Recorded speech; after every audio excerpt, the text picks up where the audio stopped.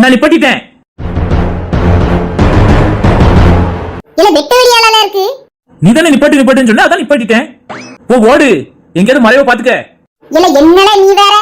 சரி தூர போங்க. நாங்க உனக்காக தானே சேஃப்டி பண்ணி வச்சிருக்கோம், குதிச்சிரு.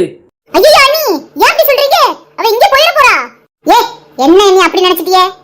அப்ப அடக்கிட்டு வர வேண்டியதானே? சரி வாக்குவாதம் பண்ணாம சீக்கிரம் போகாயி, இங்கே இருந்துறாத. ஏன் உனக்குலாம் வராதாங்க? போறேன் போறேன்.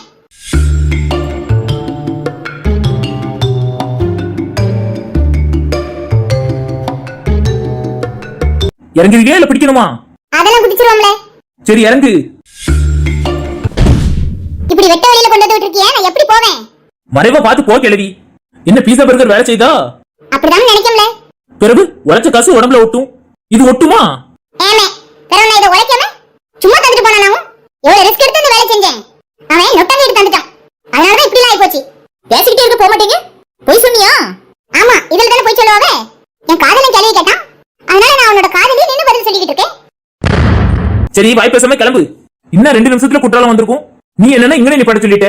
இப்படியே புழுவு எங்ககிட்ட புழுவிட்டே இரு. போயிட்டு வந்து வச்சுக்கிட்டோம்ல உங்க. ஆமா கிழிச்ச போ கிழவி. சீக்கிரமா வாச்சரியா? ஆமா, நல்ல பாத்ரூம் கிட்ட கொண்டு வந்து விட்டுருக்க பாத்தியா? நான் சீக்கிரமா வர போயிட்டு வரணுமா? இவ சொல்றத பார்த்தா மணிக்கணக்கா ஆக்குவா போலயே. ஓட்டத்தை பத்தியா? அவள அவசரம் போல என்ன ஓட்டம் ஓடுதா? நல்ல வேளை நம்ம எல்லாரும் தப்பிச்சோம். ஆமா அண்ணி, நாங்க கீழே இறங்கலாமா?